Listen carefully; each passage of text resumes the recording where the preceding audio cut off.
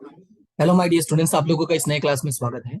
आज की मैं अपनी इस नए क्लास में आप लोगों को जो हमारा अक्टूबर का पेपर था उसका लास्ट क्वेश्चन बताने वाला हूँ। क्वेश्चन नंबर है 35 और क्वेश्चन का नाम है आशा और निराशा। फिलहाल तो ये आंसर है, मैं आपको क्वेश्चन दिखा देता हूँ। ये वाला क्वेश्चन, आशा और निराशा। ये जो क्वेश्चन था बेसिकली काफी इजी क्वेश्चन था मेरे हिसाब से। मैंने जब वापस एनालाइज किया आज तो मुझे ऐसा लगा ये काफी इजी क्वेश्चन था। बस आप लोगों को थोड़ा सा टाइम का जो वैल्यू है वो आपको समझना पड़ेगा कि पेपर को कैसे सॉल्व करना होता है। बहुत सारे स्टूडेंट्स जो क्या करते हैं, मैंने जो देखा था एग्जाम में, या बहुत सारे स्टूडेंट्स से मैंने बात की तब भी वो बोलते हैं कि सर पेपर छूट गया। तो मैंने उनसे पूछा कि पेपर तुम लोगों ने स्टार्ट कैसे किया था। तो जिस तरह से पेपर लिखने का तरीका है आप लोगों का, या जिन लोगों से मैंने बात की उन लोगों का, तो उस तरीके से लिखोगे तो डेफिनेटली पेपर छूटेगा ही छूटेगा, वो कंफर्म है। क्योंकि कहीं ना कहीं ये जो क्वेश्चंस होते हैं ना, ये आपको टाइम एक्स्ट्रा ले ही लेते हैं, हम चाहे जो भी करें। क्योंकि इसमें खाते बनाने पड़ते हैं, 5 खाते बनाने पड़ जाते हैं, और हम सिस्टमेटिक लिखने लग जाते हैं तो उसमें बहुत टाइम लग जाता है। सो मेरा सजेशन होगा कि आप लोग कभी भी ये क्वेश्चन शुरू में मत सॉल्व करना, ठीक है। मैं बाकी की जो भी चीजें हैं, जो भी एग्जाम से रिलेटेड पॉइंट ऑफ व्यू होगा मेरा, या जो भी चीजें ऐसी जो आपके काम आ सकती हैं इन केस फ्यूचर में जो बोर्ड एग्जाम आपकी होने वाली है, तो उस हिसाब से जो भी इंपॉर्टेंट चीजें होंगी, जो भी सही बातें होंगी, वो मैं आपको आज अभी नहीं बताऊंगा। मैं आपको दिसंबर और जनवरी के आसपास बताना स्टार्ट कर दूंगा, ताकि आप छोटी छोटी चीजों को अप्लाई करना स्टार्ट कर देना। दिसंबर से मैं आपको कुछ सजेशंस देना शुरू कर दूंगा, जो मैंने गलतियां की थी, जिसकी वजह से मेरे मार्क्स कम हुए थे। हालांकि अगर किसी को बताओ कि कितने मार्क्स आए तो तुमको वो लोग बोलते नहीं सर ठीक तो थे, लेकिन नहीं, सच्चाई ये है कि मुझे पता था कि मैं और कर सकता हूँ। तो कभी भी मन में ये वाला फील नहीं होना चाहिए कि मैं और कर सकता था। तो इसके लिए क्या करना होगा, तुम्हें अपने आप को 100% प्रिपेयर रखना जरूरी है, ठीक है। तो फिलहाल क्वेश्चन शुरू करते हैं, बाकी जो भी बातें होंगी वो मैं बीच बीच में बताता जाऊंगा। तो क्वेश्चन में लिखा हुआ है, आशा और निराशा की साझेदारी पीढ़ी की तारीख 31/3/2022 के दिन की नीचे दी गई कच्ची तलपट और समायोजन पर से साझेदारी पीढ़ी का व्यापार खाता, लाभानी खाता, लाभानी वितरण खाता और पक्की तलपट। क्वेश्चन में क्लियरली बोल दिया व्यापार, लाभानी, लाभानी वितरण और पक्की तलपट, 4 चीजें बोला है। लेकिन हम ये बात जानते हैं कि पूंजी खाता भी बनाना पड़ जाता है, क्योंकि अगर पूंजी खाता में कोई एंट्री होगी तो हम ट्रांसफर कैसे करेंगे। लेकिन अगर क्लियरली क्वेश्चन में बोला है तो तुम्हें कोई भी गधा मजदूरी करने की जरूरत नहीं है। ध्यान से सुनना इस बात को। अगर क्वेश्चन में क्लियरली मेंशन कर दिया, देखो यहाँ पे मेंशन किया ना, व्यापार, लाभानी, लाभानी वितरण और पक्की तलपट, तो तुम्हें ऐसा कुछ करने की जरूरत नहीं है। रीजन उसका क्या होगा, क्योंकि इन लोगों ने जो समायोजन दिया होगा इसमें कहीं भी कोई भी समायोजन जो है, यहाँ पे अगर देखोगे तो कोई भी पूंजी से जुड़ा हुआ नहीं होगा। यही वजह कि इन लोगों ने उसको बनाने के लिए नहीं बोला है, ठीक है। तो सवाल पढ़ा करो एक बार, स्टार्टिंग का और लास्ट का जरूर पढ़ा करो। देखो स्टार्टिंग की लाइन जो होती है, यानी सवाल का जो हेडिंग, और सवाल के बाद यहाँ पे लास्ट लाइन जो लिखा था, वो दोनों लाइनें जरूर पढ़ा करो, क्योंकि उसमें ही छिपा होता है कि कौन कौन से हमें खाते बनाने कंपलसरी है, ठीक है। तो फिलहाल शुरू करते हैं क्वेश्चन, और बाकी सारी चीजें हम डिस्कस करते जाएंगे। तो पहले मैं खाते दिखा देता हूं, मैंने जो खाते बनाए हैं। ये देखो व्यापार खाता, इसको मैं हाईलाइट कर देता हूं। ये है आपका व्यापार खाता। फिर ये है आपका लाभानी खाता, और उसी के नीचे है एक छोटा सा लाभानी वितरण खाता। अब बोला है इसलिए कंपलसरी बनाना पड़ेगा, ठीक है। और उसके नीचे यहाँ पे है पक्की तलपट। कहाँ गया पेन मेरा, हाँ सॉरी, हाँ ये रहा, ठीक है। तो ये रहा हमारा पक्की तलपट। अब ये ही 4 चीज इसमें बनानी है, बाकी देखो कोई भी मैंने कुछ नहीं बनाया यहाँ पे, ओके। तो देखो कैलकुलेशंस भी नहीं किए, क्योंकि कैलकुलेशन की कहीं जरूरत ही नहीं पड़ी थी। इसमें डायरेक्टली डायरेक्टली सब एंट्री पास होती जा रही थी। शुरू करते हैं, फिलहाल बाकी जो भी होगा मैं एक्सप्लेन करता जाऊंगा। पहला सवाल में लिखा है अंतिम माल का स्टॉक 2,10,000 का था। तो अंतिम माल का स्टॉक हम कहाँ लिखते हैं, नॉर्मली व्यापार खाते के जमा पक्ष में लिखते हैं, और आर्थिक चिट्ठी के संपत्ति पक्ष में। तो ये बात देखो, कुछ चीजें, कुछ एंट्री आपको याद होना जरूरी है। और वो याद कैसे होगा, जब आप मल्टीपल क्वेश्चंस की प्रैक्टिस करोगे।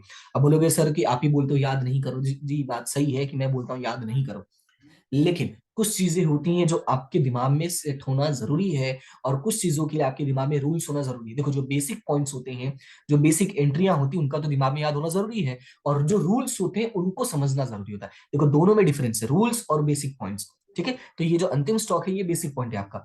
तो अंतिम स्टॉक कहाँ लिखते हैं, व्यापार खाता के जमा पक्ष में। देखो ये रहा एक एंट्री हुआ है, और दूसरा हम कहाँ लिखते हैं, संपत्ति पक्ष में। तो चलते हैं और संपत्ति पक्ष में देख लेते हैं। ये रहा अंतिम स्टॉक, राइट। तो अंतिम स्टॉक कितना लिखा, 2,10,000 रुपए। क्लियर हुआ इतना। तो ये एक दो एंट्री हमारी कंफर्म हो गई। उसके बाद चलते हैं नेक्स्ट पे। नेक्स्ट में लिखा हुआ है वसूली पात्र दावा। देखो वसूली पात्र दावा की बीमा कंपनी से 4,000 में निपटारा। ध्यान से सुना इसका क्या हुआ है। पहले क्वेश्चन को समझना जरूरी है। क्वेश्चन में लिखा है वसूली पात्र दावा की बीमा कंपनी से 4,000 में निपटारा हुआ। 4,000 में निपटारा होने का मतलब ये हुआ कि 4,000 रुपए आपको क्या हो गए, मिल गए हैं। देखो अगर ये बात हो रहा है कि भाई हम निपटारा हो चुका है, तो निपटारा का मतलब क्या हुआ, पैसे तुम्हें क्या हो गए, मिल गए हैं, राइट। अगर अगर पैसे मिल गए हैं तो पैसे मिलने का मतलब कहाँ जाएगा, बैंक में या रोकड़ में। तो यहाँ पे चेक कर लो बैंक या रोकड़ दिया हुआ है, तो हाँ सवाल में यहाँ पे रोकड़ और बैंक ऑलरेडी दिया हुआ है। तो रोकड़ बैंक हम कहा लिखते हैं, संपत्ति पक्ष में। तो चलते हैं संपत्ति पक्ष में देख लेते हैं। तो यहाँ पे देखोगे तो रोकड़ और बैंक संपत्ति पक्ष में दिया हुआ है 24,000 रुपए। क्लियर है इतना? तो यहाँ पे कितना दिया हुआ है, 24,000 रुपए। अब इसमें ध्यान से देखोगे तो यहाँ पे लिखा हुआ है बीमा कंपनी 4,000 रुपए, और वो भी किया है प्लस। क्यों प्लस किया है, क्योंकि सवाल में क्लियरली बोला है, क्या बोला है वो देखो। क्लियरली बोला है कि वसूली दावा जो है वो 4,000 में निपटारा हो गया, और निपटारा होने का मतलब पैसे तुम्हारे पास आएंगे, और पैसे सीधा ज्यादातर ऐसी सिचुएशन में सीधा बैंक में जाते हैं। इसलिए मैंने कहा सवाल में देखो या तो रोकड़ लिखा होगा या तो बैंक लिखा होगा। अगर बैंक लिखा है तो ठीक है, नहीं लिखा है तो रोकड़ में ही हम कर देते हैं। ओके, तो यहाँ पे हमने प्लस कर दिया, तो ये तो हो गई एक एंट्री। अब सवाल है दूसरी एंट्री कहाँ जाएगा, तो उसके लिए पहले हम बीमा दावा देख लेते हैं, कहीं बीमा दावा दिया है कि नहीं दिया है। तो यहाँ पे देखोगे तो यहाँ पे लिखा है वसूली पात्र दावा, टोटल कितना दिया है, 10,000 रुपए। दिख रहा है कि नहीं, देखो यहाँ पे लिखा ना वसूली पात्र दावा की बीमा कंपनी से।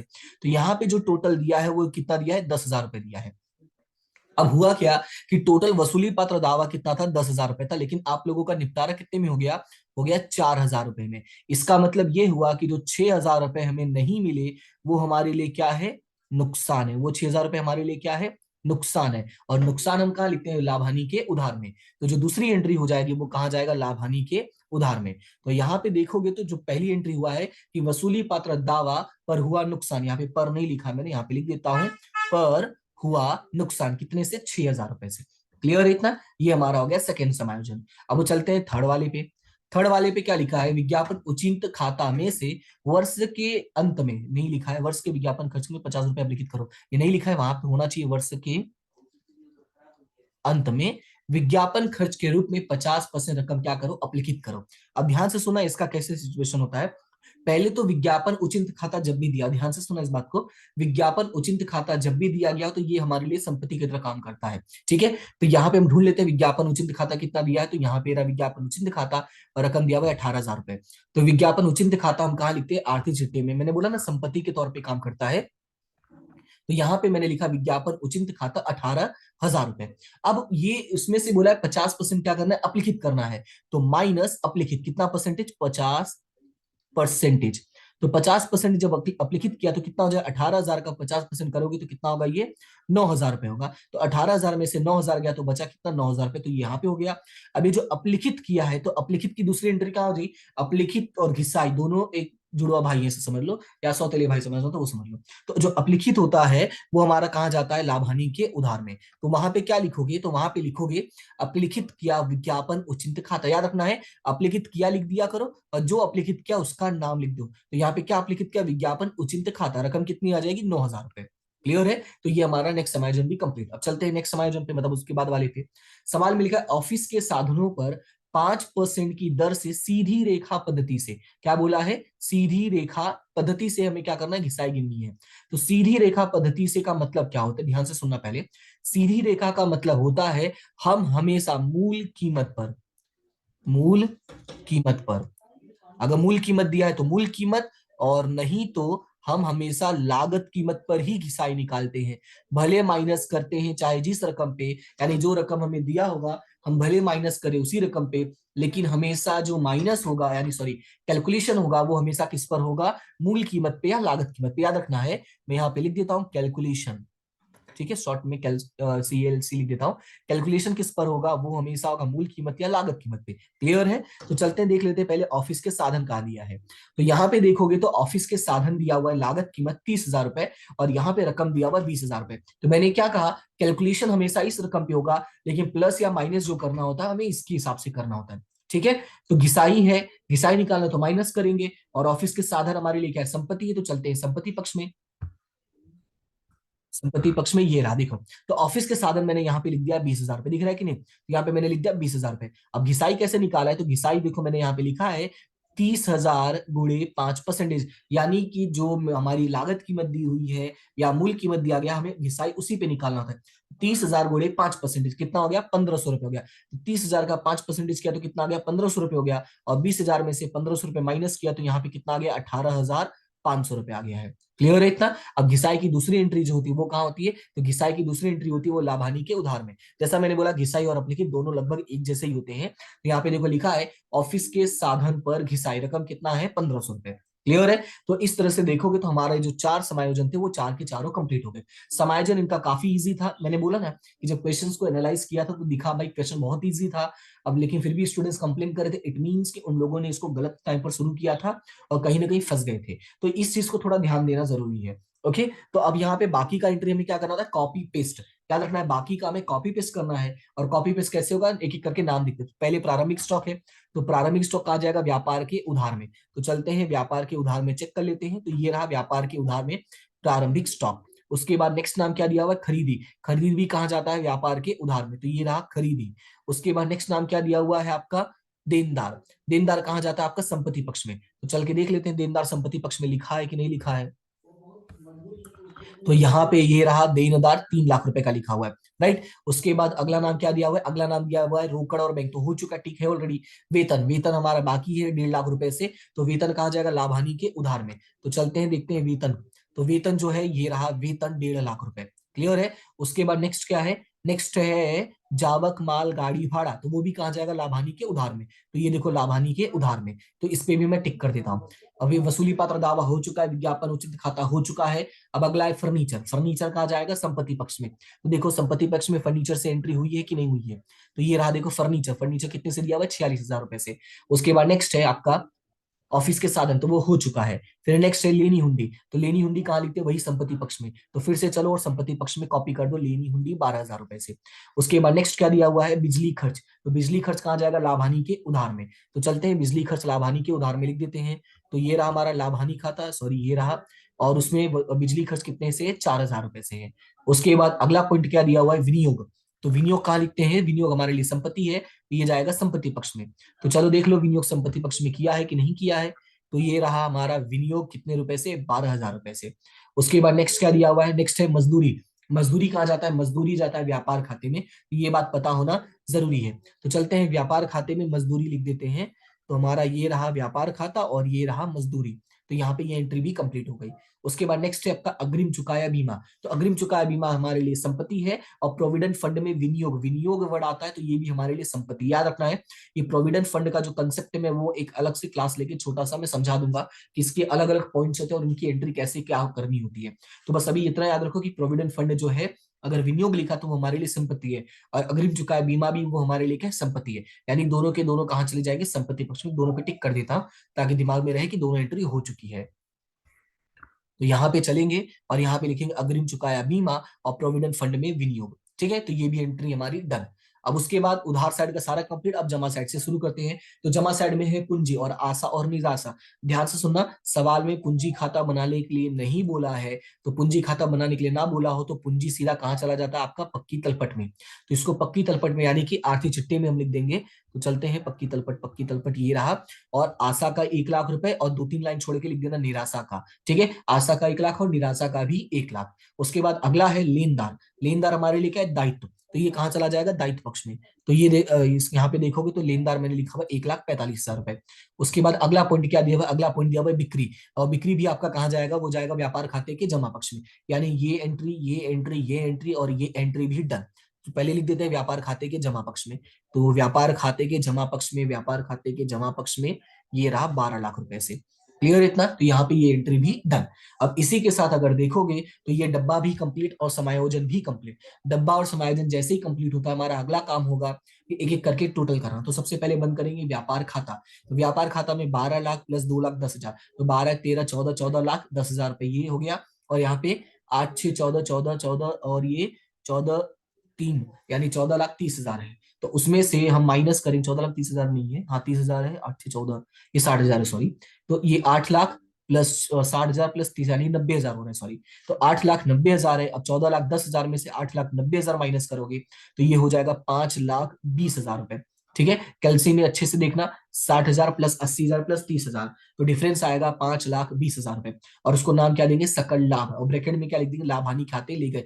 ये जो है ना ये ऑप्शनल है, अगर आपको लिखना है तो लिखना, नहीं लिखना है तो कोई दिक्कत नहीं है। हाँ मैंने समझाने के लिए बता दिया है, इसका आपका नंबर नहीं कटेगा, वो इतना ज्यादा बेरहम नहीं होंगे, लेकिन ये लिखना कंपलसरी है। उसके बाद ये सकल लाभ हम ट्रांसफर कर देंगे लाभानी खाते के जमा पक्ष में। याद रखना है, डिफरेंस अगर उधार में आया तो ट्रांसफर करोगे जमा में, और डिफरेंस अगर जमा में आया तो ट्रांसफर करोगे उधार में, यानी अपोजिट में ट्रांसफर करना होता है।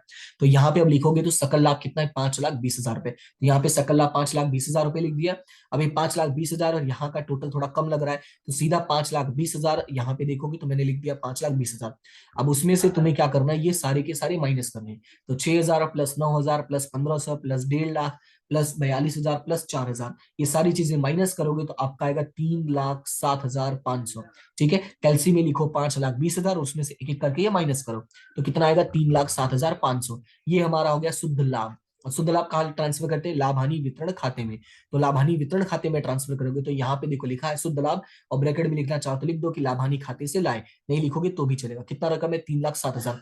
इसमें अब कोई एंट्री आया ही नहीं था, हमें सीधा इसका बंटवारा करना है। ठीक है, तो बंटवारा करना है तो इधर का टोटल ज्यादा है, डिफरेंस इसी साइड आ जाएगा। कितना है, 3,07,500। अब बंटवारा करने के लिए कोई प्रमाण नहीं दिया गया, इसलिए कौन से प्रमाण में बांट लिया, समान, यानी 1:1। तो 3,07,500 को 1:1 में बांटा तो आया 1,53,750 रुपए। ठीक है, 1,53,750 दोनों का सेम सेम आया।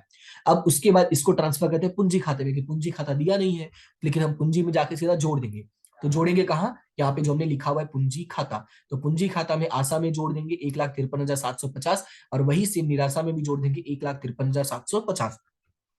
तो दोनों का जो पूंजी है वो आएगा 2,53,750, 2,53,750। तो ये एंट्री हमारी कंप्लीट। अब देखोगे तो आर्थिक चिट्ठे के सारी एंट्रीज पे मैंने टिक कर दिया है, यानी सारे पॉइंट्स मैंने एक्सप्लेन कर दिया है। सॉल्यूशन इसीलिए पहले कर लिया था कि जो टाइम है वो थोड़ा कम जाए। अगर ध्यान दिया होगा तो कोई भी जो वीडियो बनी है, जो क्लास बनी है, वो 30 मिनट के ऊपर नहीं हुआ, लेकिन अगर मैं नॉर्मली एक्सप्लेन करने जाता तो कम से कम एक सवाल को सॉल्व करने में 40 से 45 मिनट चला जाता है, और शायद ज्यादा भी, क्योंकि लिखना पड़ता है। लिखने में टाइम 10-15 मिनट एक्स्ट्रा निकल ही जाता है। ठीक है, तो अब यहाँ पे इसीलिए मैंने डायरेक्टली सॉल्यूशन कर दिया था। तो उम्मीद करता हूँ कि ये पूरा क्लियर हो गया होगा। अब दोनों साइड का टोटल करोगे तो 6,52,500 और 6,52,500 आएगा।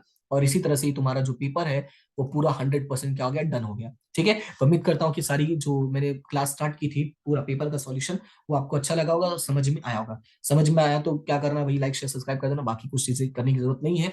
और इसका जो पीडीएफ है मैं आपको जल्दी वो टेलीग्राम ग्रुप में सेंड कर दूंगा। वीडियो अपलोड करने के तुरंत बाद ये जो पीडीएफ है वो मैं टेलीग्राम ग्रुप में सेंड कर दूंगा, वहां से डाउनलोड कर लेना जिन लोगों को इसके सॉल्यूशन की पूरी रिक्वायरमेंट है। वीडियो देख लेना एक्सप्लेनेशन के लिए, और इसमें से कॉपी पेस्ट करना हो तो कॉपी पेस्ट कर सकते हो। ठीक है, तो फिलहाल आज के लिए इतना ही, मिलते हैं नेक्स्ट क्लास में, तब तक के लिए thank you so much and have a good day.